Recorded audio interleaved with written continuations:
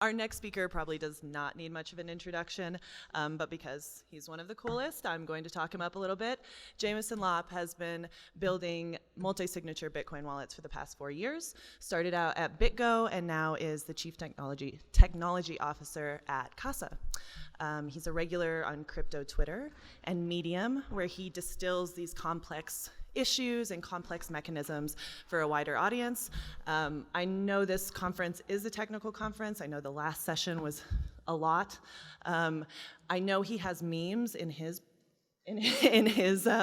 presentation, so this is going to be a little bit fun. So just sit tight, and please help me welcome Jameson Lopp.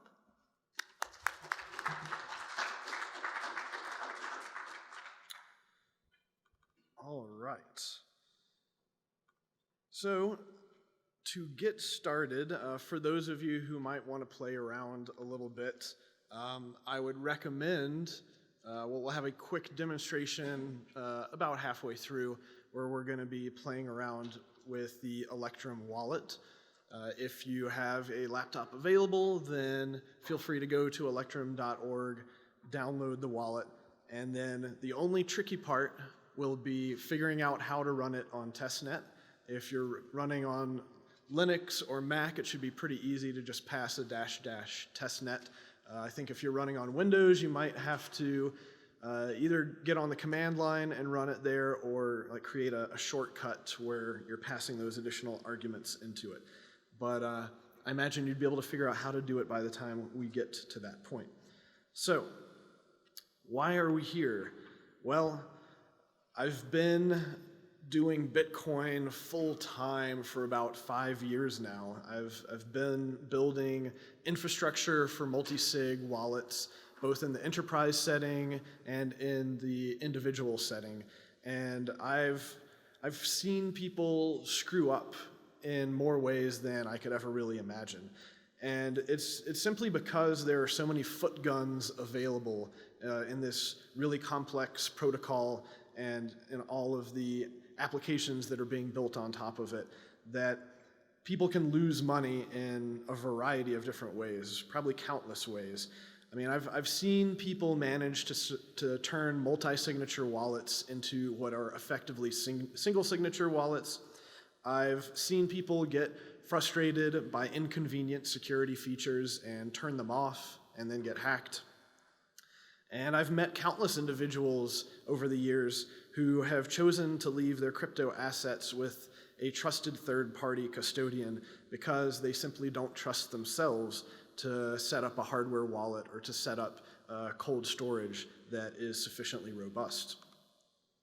So the main thing that I've really learned over the years is that users need guardrails. Like, we need to build software in a way that has a lot of the best practices that are a part of the software itself, that try to basically save the user from these foot guns.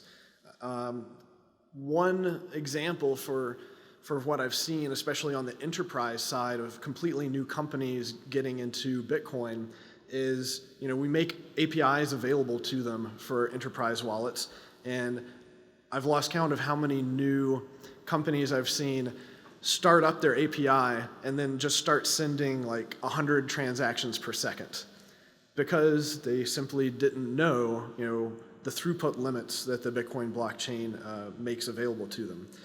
And I've seen plenty of other examples of developers basically hard coding fees to, a 0.0001 per transaction amount because they didn't know anything about weight. They didn't know anything about fee management.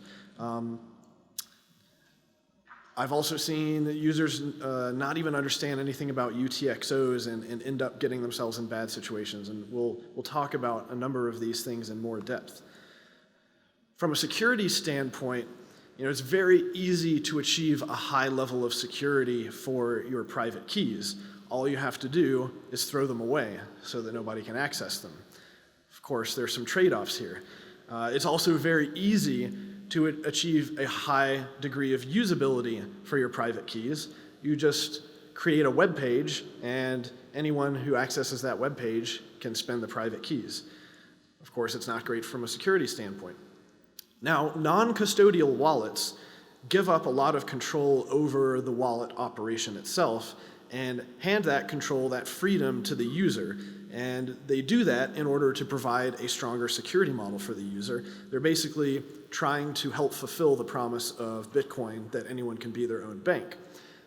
But of course, the trade-off is now the user needs to have more knowledge, needs to understand the best practices of both security and privacy and a number of other things in order to prevent themselves from basically shooting themselves in the foot. So if we're just like thinking about private keys, for example, I'm specifically looking at like single key versus multi-signature wallets. There's a number of different risks that you have to worry about. So if you're just doing a simple single signature wallet, you're basically putting all of your eggs in one basket. There's a number of things that can go wrong. Malware could get on that machine, steal everything. Someone could hack it. There might be a weak password securing it that gets brute forced.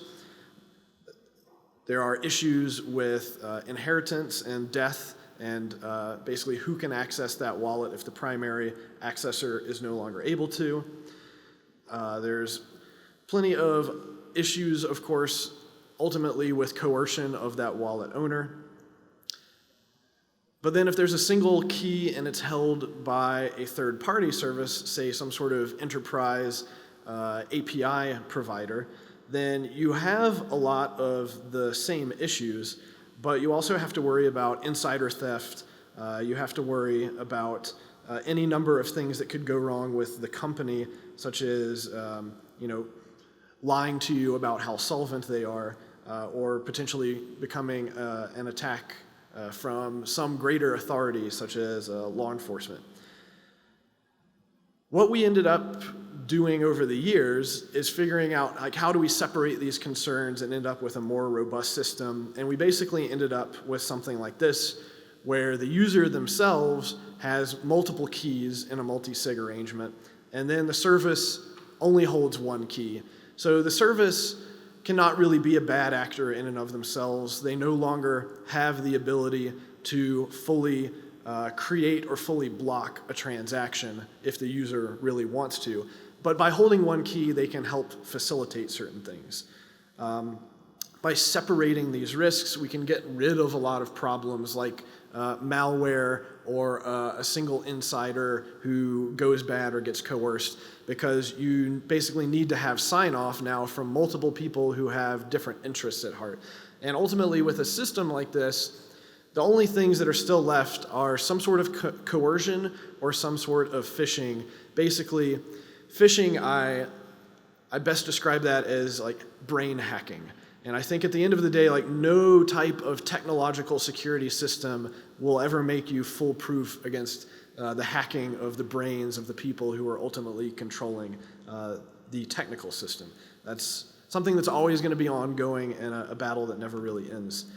But if you are doing some sort of management where there are hotkeys involved, for example, BitGo is a system where it's 2 of 3. BitGo has one key themselves, but those keys are kind of online because they are being used to essentially decide whether or not to co-sign on transactions by applying arbitrary policies that the user sets to basically lock down their system from a security standpoint. If you are setting up a system like that, preferably you should, once again, use dedicated hardware. So HSMs, you can get HSMs from a number of different providers like Gemalto, I believe Ledger has an HSM. There are also virtualized HSMs that providers like Amazon Web Services make available, where at the very least you can put one more level of security between a hacker and the private keys. It's still not foolproof because there must be some way to access that HSM and sign off on transactions.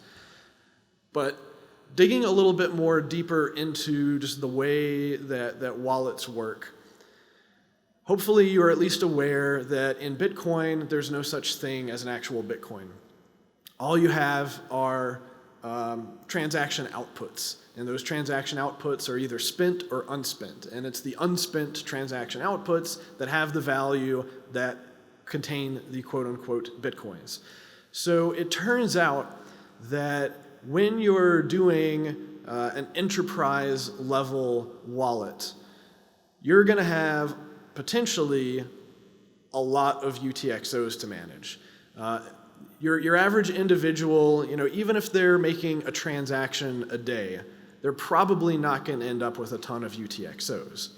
But a payment processor or an exchange or some service that may have hundreds of thousands of users, they can potentially have a wallet fill up with a large number of UTXOs, far more UTXOs than can be spent in a single transaction.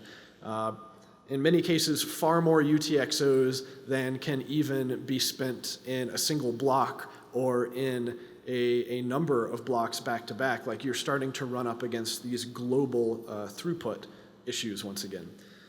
But there's also a variety of considerations that you have to take when it comes to figuring out how are you going to spend these UTXOs. And this is a problem that has no single specific solution because it depends on what you as a service are trying to optimize for.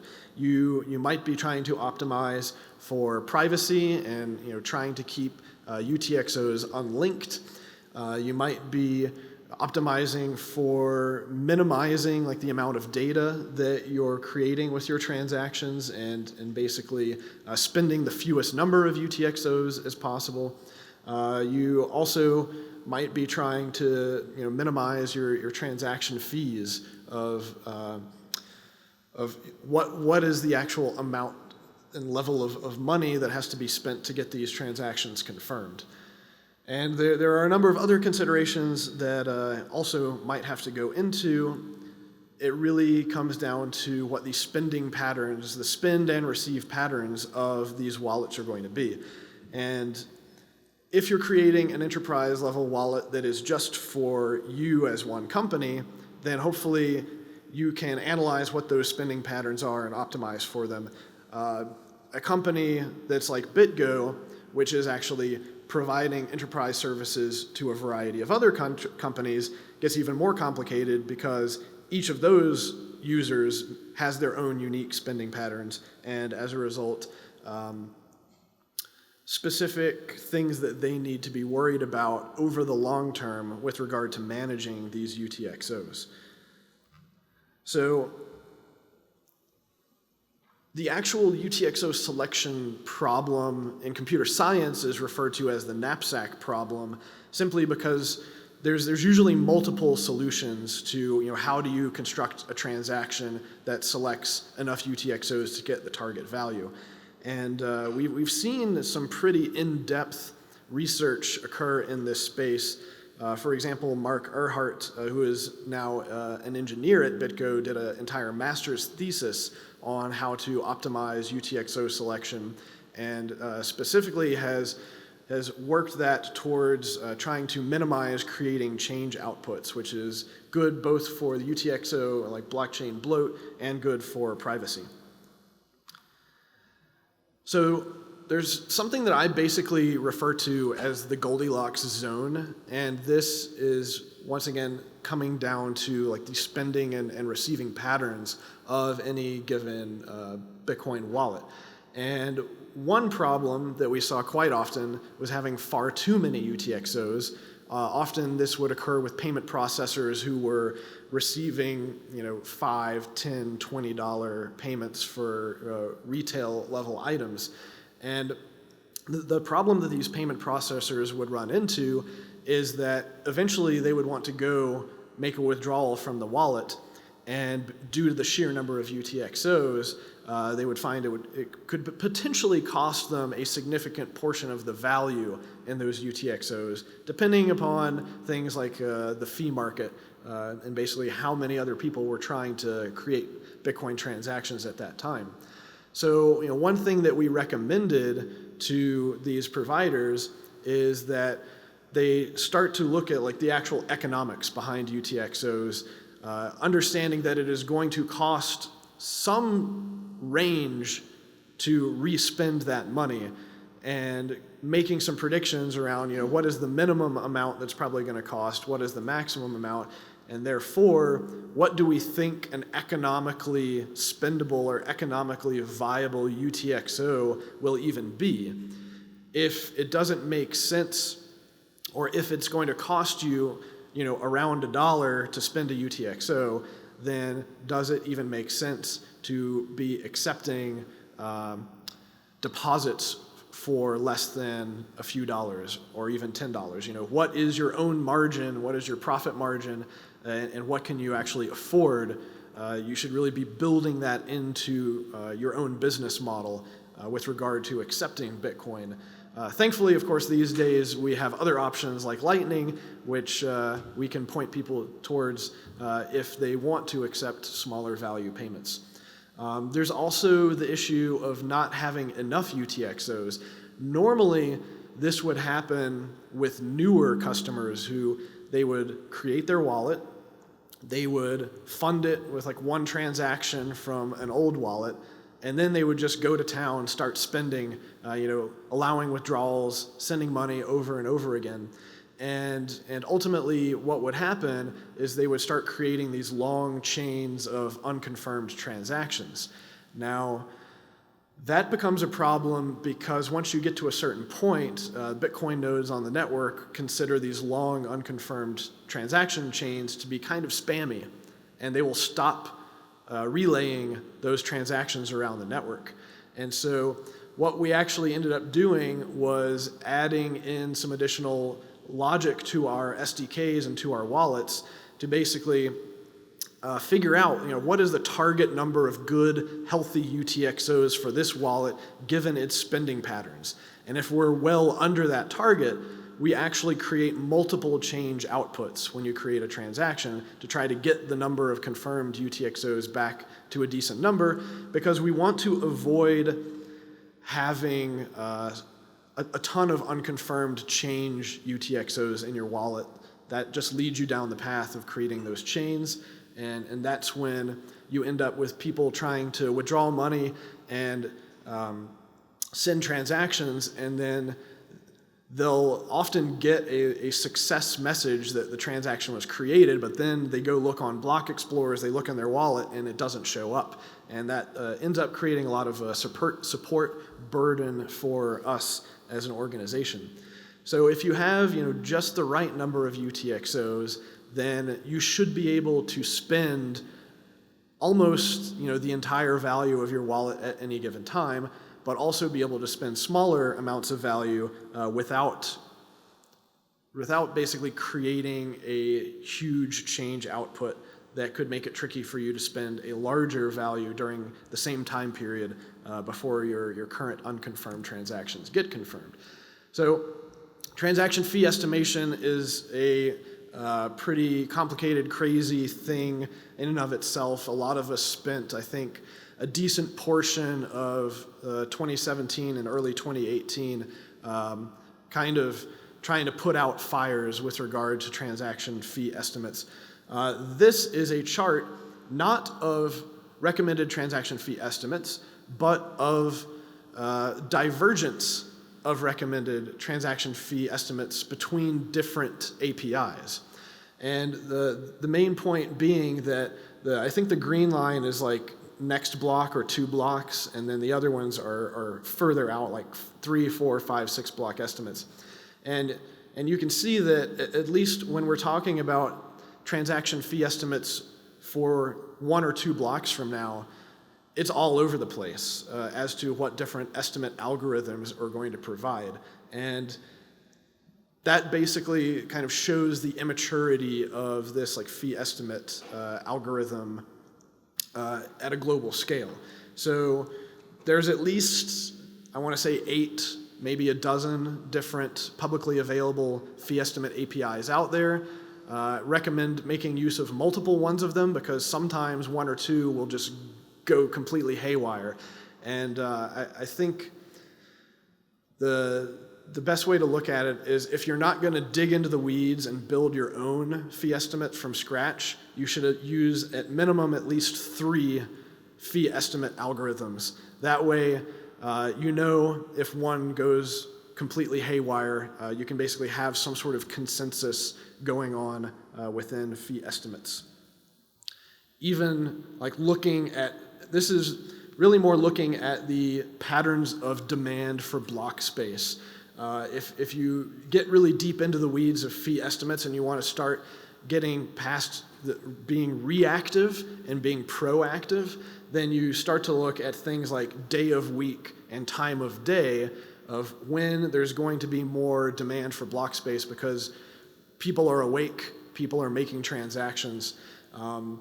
While I did not get to the point of trying to bake that into my like real-time fee estimate algorithms, we did use the sort of off-peak demand hours to recommend that our clients who had way too many UTXOs basically run UTXO consolidation functions and be able to put out these transactions with very, very low fee rates because they didn't really care how long it took for them to get confirmed, because all they were trying to do is to get their UTXOs back into a healthy, spendable number within their wallet.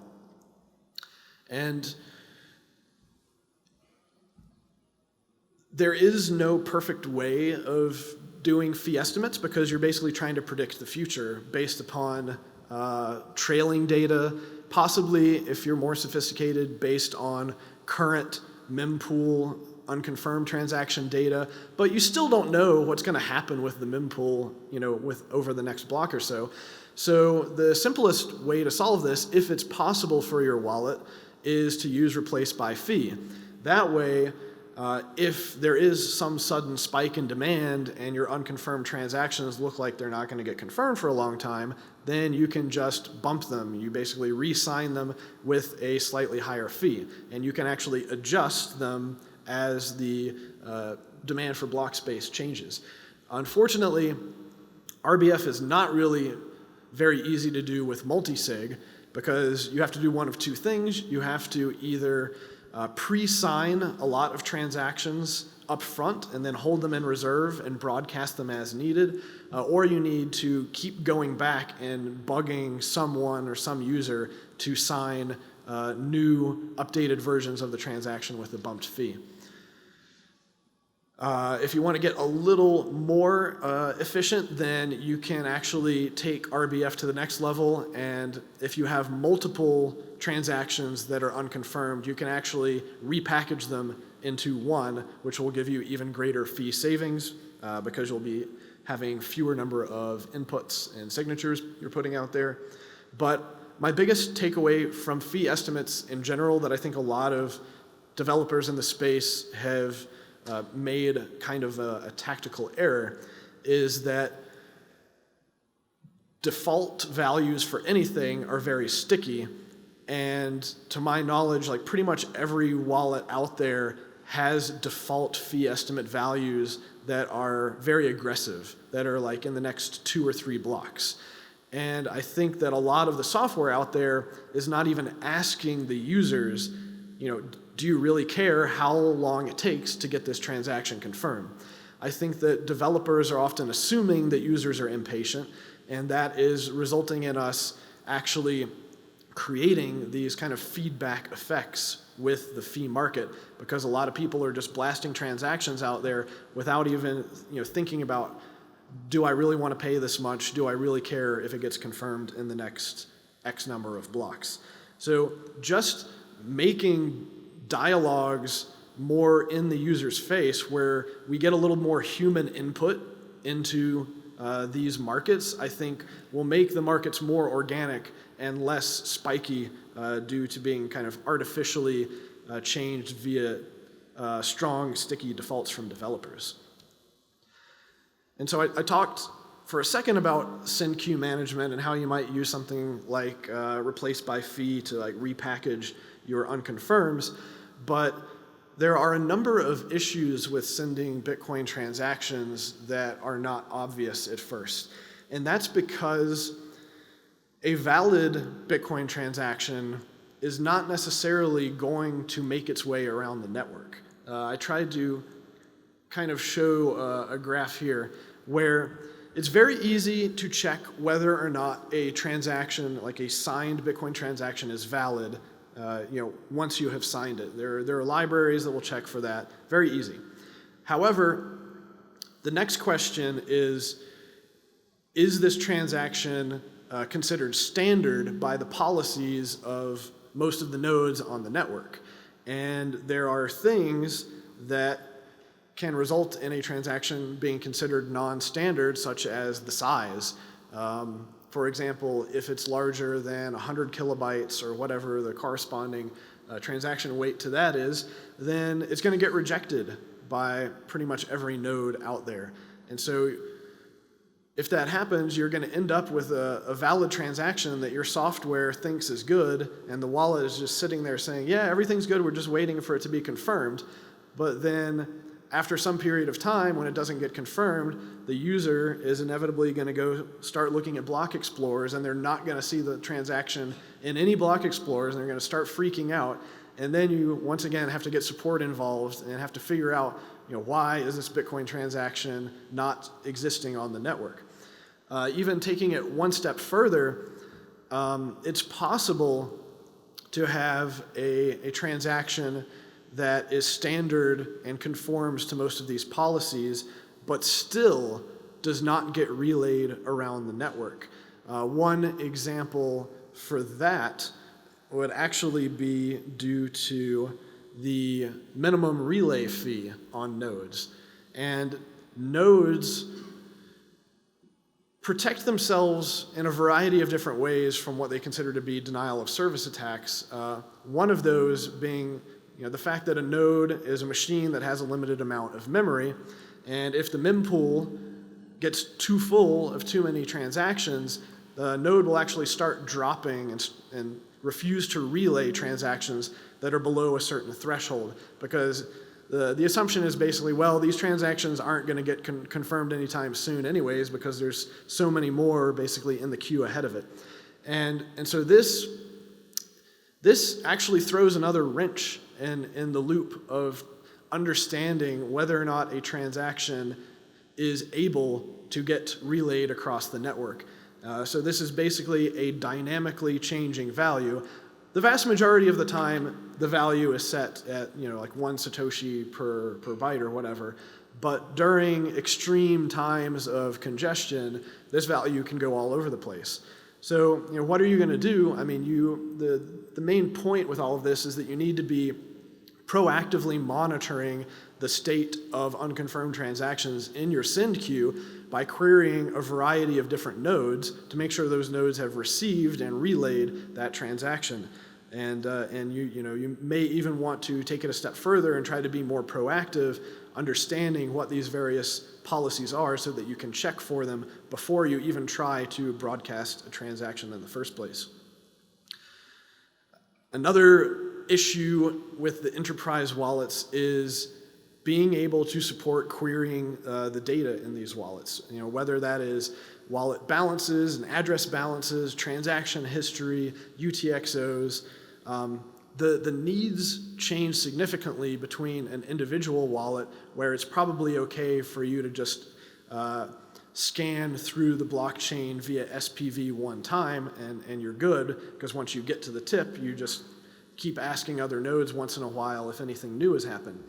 But with enterprise wallets, you're going to end up with a lot more data, potentially with a lot of data put into single buckets. Like you might have an address that's getting reused a ton of times and has a ton of other data associated with it. This is actually one of the reasons why a lot of enterprises will end up using a third-party API provider like BitGo, is because they actually find it's just too challenging to set up all of the infrastructure to be able to serve queries quickly, whereas a company that specializes in this, like BitGo, already has a ton of infrastructure set up, and they can basically respond to any arbitrary query in a matter of milliseconds due to all of the indexes that are slicing and dicing this data up. So One fun fact is that I actually crashed the entire BitGo infrastructure one time because I made a bad call. I made a single API call against a single address that had something like tens of thousands of transactions and addresses associated with it. And that just resulted in a cascading failure of like database timeouts and then web server timeouts, and ultimately like all the threads in the web server locked up, and BitGo as a platform just went completely unresponsive until we figured that out. And so like this is the type of thing that can happen if you aren't properly indexing data and you're running complex queries against it. And indexing blockchains can actually be a bit trickier than most other data that's like less structured, and that's just due to the dependencies in all of it. You know, you've got inputs and outputs going through the entire chain of transactions. And I spent several years enhancing and then completely rewriting the indexing services at BitGo, and you know there was always more room to like squeeze performance out of it. Ultimately, this is a problem for a number of reasons because the blockchain only continues increasing in size, which means that your indexing service is probably going to get slower and slower and slower with regard to doing the initial build. So you're probably going to want to have multiple indexing services running simultaneously so that if one gets corrupted, something goes wrong, you can fail over and then slowly rebuild the corrupt service. In reality, like UTXOs and stuff end up being a lot more complicated, and a more naive indexing service that is trying to be performant or trying to do things in parallel can very easily run into deadlock style situations. That was one of the biggest issues that I dealt with during my time at BitGo, was trying to balance parallelizing ingestion of blockchain transactions versus the inevitable like deadlock and dependency issues that they could cause. So ultimately, I ended up having a service that would process one block at a time, and then it would look at all of the transactions in that block, find all of the dependent transactions, kind of put them each in their own queue to work on separately, and then throw all of the other transactions at a multi-threaded executor that would just run through them as quickly as possible. And while there is a lot of challenge of doing that and doing the initial sync because it just takes so long, what I found from a complexity standpoint and where most of my code was spent was actually with dealing with the real-time stuff, with indexing unconfirmed transactions, or with indexing the tip of the chain, which then might get reorganized and might result in having to revert a lot of data and then re-index it, and sometimes having conflicts between the previous state and the new state. And reorganizations are a pretty major event on a blockchain. You have to stop everything that you're doing, roll back all of the transactions to a certain point, and then reapply a bunch of new transactions, and then figure out which transactions are left over that are now unconfirmed but still valid and not invalidated. What I found from a robustness standpoint was that running on the Bitcoin testnet was a great stress test. From time to time, we would have these what I call block storms, where a new block would come in almost every second. And then sometimes we would have blockchain reorganizations that were 500 or 1,000 blocks long. And that type of activity would very quickly find any problems in the indexer, often either causing it to completely lock up or crash by running out of memory if there was some inefficiency going on. So if you can survive on testnet, you'll do really well on mainnet. From an address management standpoint, there are privacy issues with reusing addresses. It's very hard to prevent people from reusing it. But more importantly, I think that there should be a cost associated with creating addresses. This is mainly due to issues with hierarchical derivation and the problems that arise when you have large gaps between funded and unfunded addresses in your wallet. If possible, it would be nice for your users to basically be able to take stale, unused addresses and put them back in a queue to kind of put them, make them available for not really for reuse, but for use in the first place. This becomes a big issue when we're talking about wallet recovery.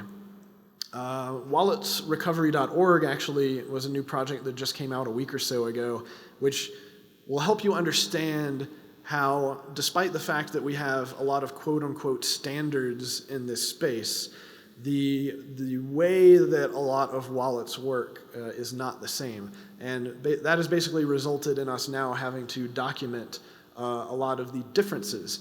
It is very difficult if you have a wallet that stops working to then just go import it into another wallet. There may be very subtle differences that cause them not to be compatible with each other, usually around things like derivation and scripts. Now, one thing that I've run into a lot, actually, is something that I think is worth trying to show to you today. If anyone has an Electrum wallet open, you can go to the tiny URL here, tinyurl.com/y5frxlxy, and that basically has this VPub, which is an extended public key for a testnet wallet. And what you can do if you set up a new Electrum wallet, and let me see if I can actually show this to you. Say we want to create a new wallet over here, and this is asking, what type of wallet do we want? Well, I don't know if that is legible, but the second, or let's see, we want the standard wallet, which is the first option. And then the next question will say, what do you want to do with your seed? Well, it's kind of oddly named, but we want the third option, that is use a master key. So once you select use a master key, then it's going to ask for you to basically paste this extended public key in. And once you do that, it's going to start searching for the funds that are related to that public key. And what you're probably going to see, and hopefully this is readable, is something like this. You see like two different transactions, and we're currently finding a balance of something like almost 51 testnet Bitcoin on there. But what if I told you there's actually a lot more Bitcoin in this wallet? So, what happened to it? Where did it go? This is the problem with the address gap limit, which is a standard in one of the BIPs. I believe the default address gap is something like 20 derivations for your receive addresses, and maybe only about 5 for your change addresses. But what we found is that real-world spending patterns for a variety of businesses don't really conform to that limit. There are a number of reasons why exchanges or payment processors may end up creating large gaps of addresses. Basically, they might be creating a lot of users, and those users never make a deposit. They might be creating a bunch of invoices, and the users never pay those invoices, and so you end up with a lot of unfunded addresses, which can be fine as long as you keep using that same wallet and you have all of that data. But if you then have something go wrong and you need to recover using some other software, or even using the same software in the first place, if it needs to scan through the blockchain and find all of those addresses, then you're gonna have a problem if it's not like conforming to the defaults. So what we end up actually having to do, and I've had to do this in a variety of cases, is go in to something like Electrum and basically force it to create a ton of addresses. So like we can run a little command here. It's basically a for loop. And we're going to say, generate like 1,000 addresses, and Electrum will automatically, start searching through all of those addresses. We can hear the fan going. And once it generates all of those addresses, it's going to start querying the Electrum servers and say, hey, do you know what's going on? Do any of these addresses have activity? So you see it's synchronizing. Hopefully the Electrum servers are playing nice today on testnet.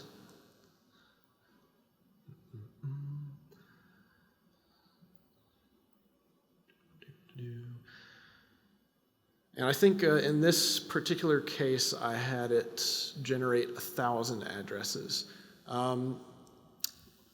What I had run into in the past was actually personally with a wallet on testnet, which ended up having a gap of something like 20 addresses. And that occurred as a result of those long chain reorgs that I was talking about. There was basically a chain reorg of like 1,000 blocks or so, and somehow a bunch of my transactions became invalidated, or at the very least they should have still been valid, but they became unconfirmed and then never got reconfirmed.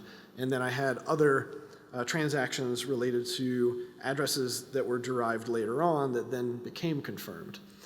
But of course, with our luck, something's going wrong with the internet. Has anyone else been able to do this? Have you managed? Pulled up another 50,000 MBTC. All right. What if I told you there's more? I would believe it. Ah, there we go. Yeah, so it looks like we found like another 50 in there. Okay, so the problem though is that, this command, you may have noticed that there is a false that was passed into it. Well, that's because it's telling Electrum to, look and only derive down one specific path. So you can actually do the same thing and pass a true. At least I hope that worked. It's hard for me to tell. We'll try it again. And that's because it was looking on the receive path, but you also have a change address path. So I think false basically means don't do the receive address, do the change address path. So because it turns out there were also funds on the change address path that were derived further along, it was not looking for those either.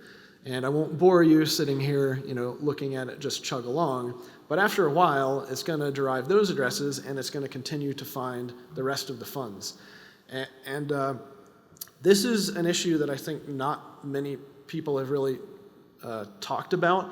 One thing that I did notice recently is that BTC Pay Server changed their default to generate, I think, 10,000 addresses.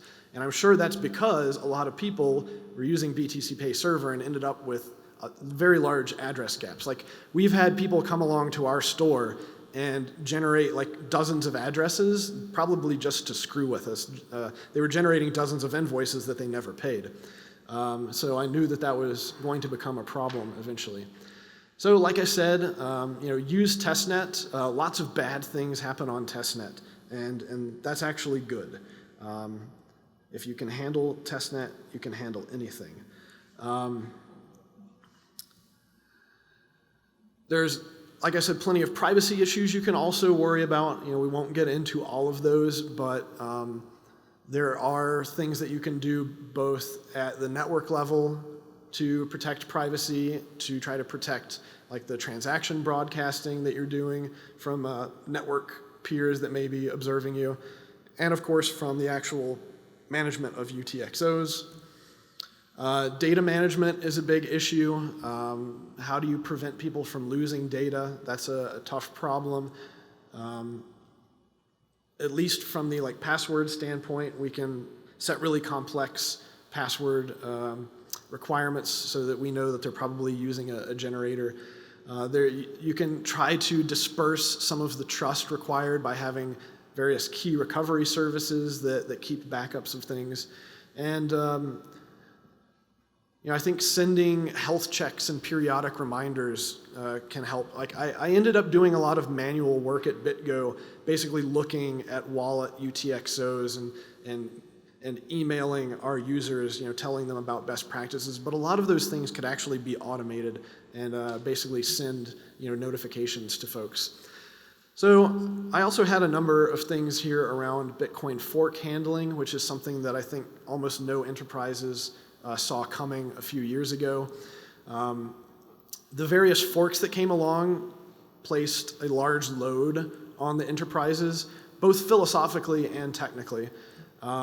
We had issues with replay protection. We had issues worrying about wipeout protection. We had a lot of address formatting issues of people sending to addresses on the wrong network because they were compatible with each other when preferably they shouldn't have been. And ultimately, so people who got confused between the different coins would create a large load on us having to basically manually recover funds from them. We ended up having to duplicate a lot of our infrastructure to be able to support these other fork coins. And then there were just a lot of WTFs going on. It really kept us on our toes. But that's the way that environments like this can go, is that there's no single person making decisions, so crazy stuff can happen that you have to have resources that are available to work on things that come up at the last minute. I also had fun with Bitcoin Gold because their node simply wasn't working at first. They were also changing addresses retroactively, so we had to run these scripts across our entire infrastructure to convert addresses over when we wanted to basically allow people to access their airdrops. There was, of course, the 2x, which resulted in us expending a lot of technical energy on something that ended up not happening at all, so that was fun. And then upgrades in general. Upgrades at the network and protocol level, for them to be backwards compatible is great. People can take their time. But upgrades with our own SDKs became an interesting issue where we would add SegWit support and we would add better fee estimation stuff, but our users would not, in many cases, would not go out and upgrade. And so we would actually have to start running our own reports internally so that we could then go bug our customers. And in many cases, they still wouldn't really listen to us. And we had to take it even a step further and actually write scripts that would explain to our customers how much money they would save if they spend a few hours, upgrading their SDKs to take advantage of efficiencies and optimizations that we had made available. In general, there's a lot of other issues just with users being stupid. There's only so much that you can do to save people from themselves. Though one thing that I did like that we did at BitGo was we went out and we observed a bunch of malware. And we took all of those malware author addresses and we put them into our own database and basically would refuse to co-sign transactions that were going to the malware author addresses. We saved tens of thousands of dollars worth of Bitcoin going to those authors. And of course, complexity being the enemy of security, you want to take as much of this complexity as possible, shove it under the hood, have it happen automatically so that you don't have to then go bug your users to do the best practices. So I think we're right on time. And I'll be here for the rest of the conference, so feel free to bounce any ideas or questions off of me. Thanks.